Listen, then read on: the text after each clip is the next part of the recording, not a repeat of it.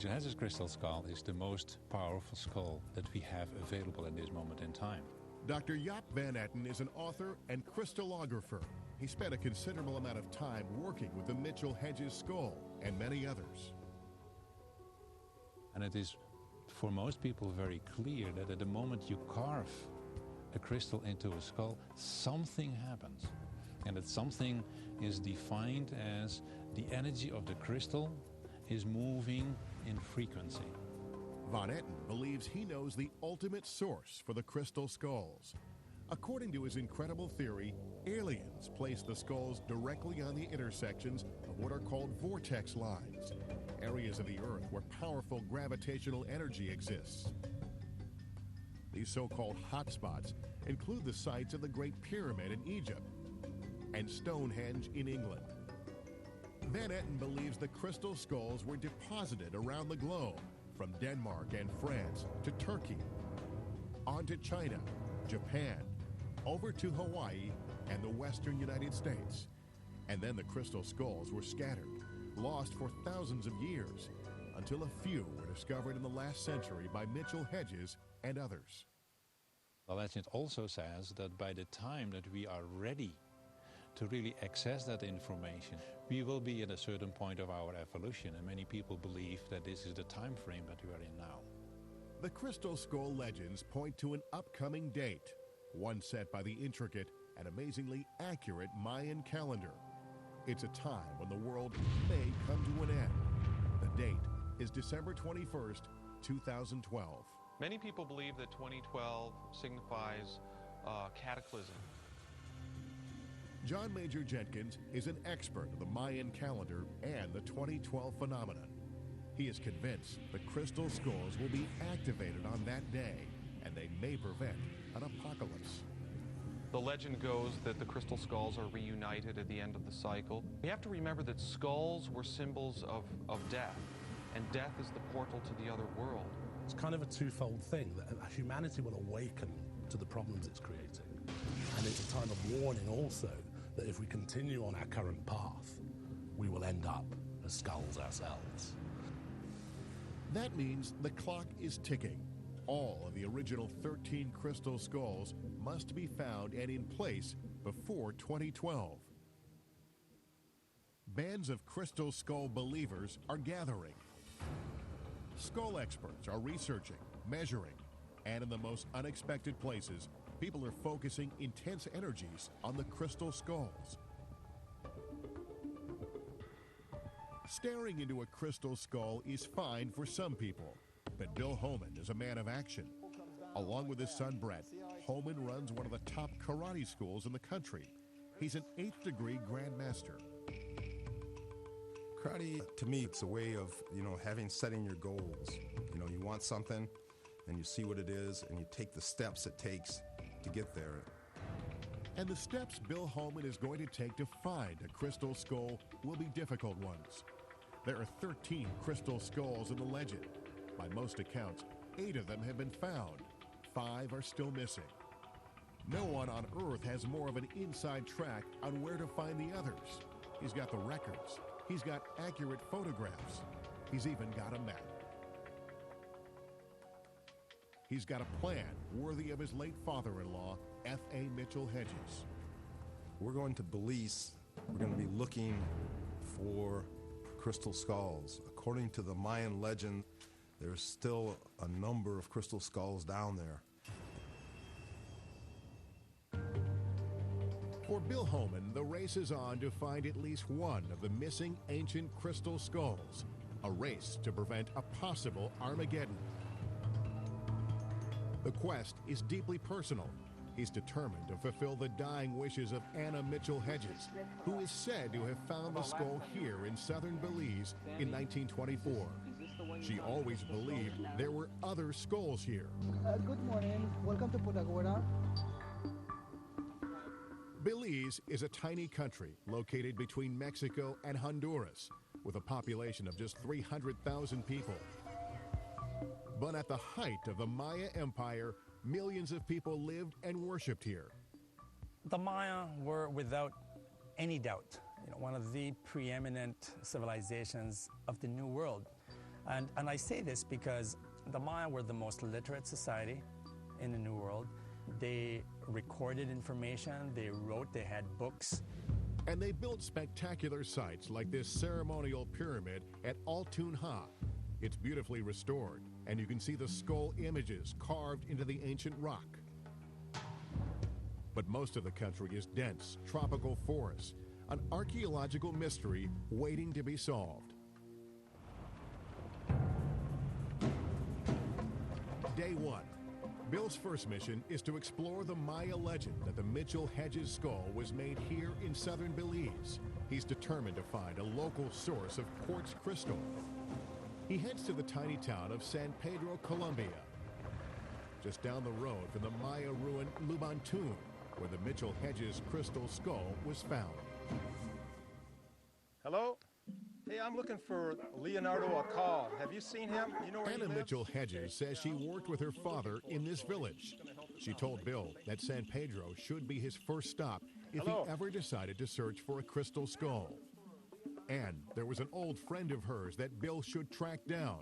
His name is Leonardo Acal, and he's a key figure in the crystal skull legend. He's one of the spiritual leaders of the Mayan people, and he's been studying with all the old masters all his life. And also, his grandfather was on the expedition with Mitchell-Hedges. Anybody home? Is Leonardo here? Leonardo, how are we doing? How you doing? Good to see you. Leonardo is a direct descendant of the Maya. He appears to live a simple life. His wife cooks over an open fire pit, and animals roam freely in the yard. But this quiet, unassuming man reveals to Bill how the Maya came to possess the crystal skull. We call it sakitok. That's the original name in Kekchi Maya language, sakitok. Sakitok means crystal. As with all legends, there are differences. The Maya version, according to Leonardo, says the gods descended from the sky and handed a crystal skull to a mere mortal. This skull contained the secrets of the gods. Through prayer and ritual, the Maya were able to extract knowledge from the skull, and this is how they learned to craft the other 12 crystal skulls. The Mayas were just like us today, but they are more knowledgeable, they're wise, they're very intelligent. Since that time, the crystal skulls have been linked to Maya ritual. So here is the scenario that people might have seen. You're now walking into a Mayan temple, and the priests then guide you to the inner sanctum, and sitting on an altar, glowing among firelight and torches, is the famous crystal skull. And you look at it, and it's glowing. The so-called paranormal properties of the Mitchell-Hedges skull have intrigued researchers for decades. But until Anna Mitchell-Hedges died in 2007, the skull was strictly off limits. Bill, Hi. glad to see you, Dale Walker. Oh, glad to meet you. It's really Bill Holman is trying to change all that. Weeks before he left for Belize, Bill arranged for some tests to be conducted with Dale Walker, one of the leading figures in the international crystal skull movement. First skull I worked with was the Mitchell-Hedges skull. We were able to take this really clear quartz skull and bring images up which could be photographed. For the first time, we were able to photograph images, true images, like graphics coming out of a computer. For Walker, the pictures were shocking. He believes he has captured fragments of ancient civilizations trapped in the crystal. He's even caught glimpses of what appear to be extraterrestrials. Walker has photographed hundreds of skulls since, but his life changed forever in 1987 when he came into possession of his first ancient crystal skull. I felt an energy that I had only felt before with the Mitchell-Hedges skull. It was an unusual feeling, sensation, led me to immediately think that this was a real skull. He's here today to test a hypothesis. What would happen if he placed his ancient skull next to the Mitchell-Hedges skull? Walker thinks when put in proximity, the skulls may actually create and transmit energy. He's brought along two contemporary skulls for control purposes. So that The three skulls surrounding it are in triangulation. This is called a tetrahedron energy grid. In order to test the level of energy released by the skulls, Walker positioned Bill Holman in front of each one. Okay. He recorded the scene with a thermal imaging camera, which measures ambient temperature. We know that quartz crystals are able to generate a bioenergy field within individuals. We think it occurs because they grow just like other biological objects do, like plants, animals, and people. To his amazement, Walker discovered that when touched by human hands, the skulls produce a form of energy which registers on the thermal imaging camera. When Bill places his hand on the table, the temperature registers a cool 62.4 degrees.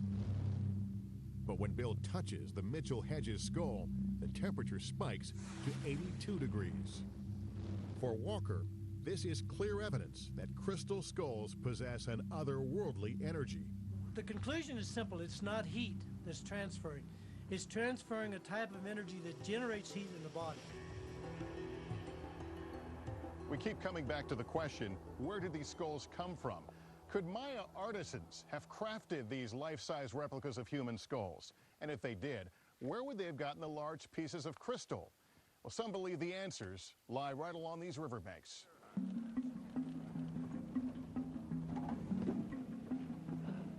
Early the next morning, the local Maya spiritual leader, Leonardo Acul, leads Bill Holman to the banks of the Columbia River. Let's go. Leonardo knows of a spot 5 miles upstream where large chunks of quartz crystal are rumored to have been found. The only way to get there is in one of these dugout canoes. There's alligators in here from what I understand, so we have to watch out for alligators. When Mitchell Hedges went upriver back in the 1920s, it was a far more menacing journey. There were swarms of mosquitoes, rough waters, and pounding rain. Things got so tough, in fact, the hardened explorer was forced to turn back. By the time we reached safe ground, it was almost dark. We were covered in thick clay. Mosquitoes droned around us in millions, with that most hateful of all tropical sounds. So began a dreadful night. Sleep was impossible. As Bill and Leonardo battled their way upriver, they faced the same thick swarm of mosquitoes. And several times, Bill gets out of the boat and drags it over the rocky bottom. After many hours, they finally arrive. Chris? Hi, I'm Christopher. You must be Bill. I'm Bill. Glad to meet you. Nice I've heard a lot about you. They're met by an American couple, Christopher Nesbitt and his wife, Dawn Dean. They run an agricultural research farm here. Leonardo brought Bill to this site because many people, including Dawn, say chunks of crystal can be found right here in the riverbed just below the farm. I found this crystal in the river, right over here. I found a lot of them about the size of a grapefruit, but then some of them even as large as, say, a cantaloupe. So you mean about the size of a crystal skull? It's hot and humid, and the bright sun makes it difficult to find the right type of rocks. All right, mostly right ahead in here is where I have found crystals before. The Maya were very secretive about the source of their crystals. Could it be hiding here in plain sight? Like this rock here, that could have it. That could hit. Wow, that's a nice shape, That isn't one. it? Yeah. Oh, look at that. The only way to find out if crystal is inside is to break open the rocks. They pound rock after rock, splitting them open, only to be disappointed. And just when they're ready to give up... Wow, look right there. Look at that one, right down in there. Look at that. Wow. Has lots of little round ones. Yeah, but And see different how, shapes look and at how, different colors. It's beautiful. I think that crystals were seen by the Maya and many Native American groups as a special kind of substance. In some traditions, it's thought of as solidified light. That's good. The crystal Bill found in the river isn't quite big enough to carve out a life-size skull.